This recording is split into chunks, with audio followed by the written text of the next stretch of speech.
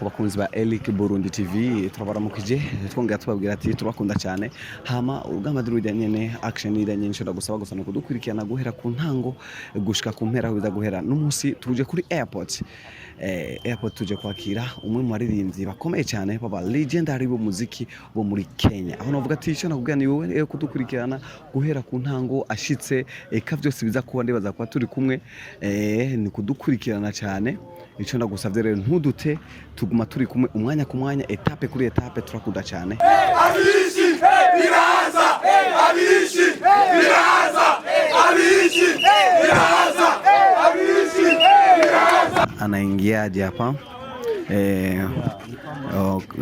bila shaka nadhani amekuja amevaa nguo nyeupe, amekuja amependeza sana Jagwa, amekuja amependeza sana, amepokelewa kama kawaida, ameshapokelewa hapa, ameshapokelewa. Bila shaka unamuona kwamba yuko soft sana Jagwa, yuko soft sana kabisa, yuko soft sana, amependeza sana.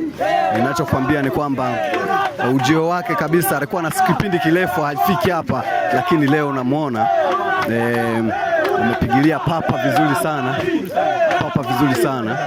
Kabisa nimefurahia. Ulitegemea kama mapokezi atakuwa hivi? Hapana. Kitu gani ambacho unajivunia kuona siku ya leo tena nakanyaga Burundi? Unajua napenda Burundi sana. Nikukaribishe tena, kwambie tena karibu, jisikie uhuru. Nashukuru. Asante sana. Ya kwanza.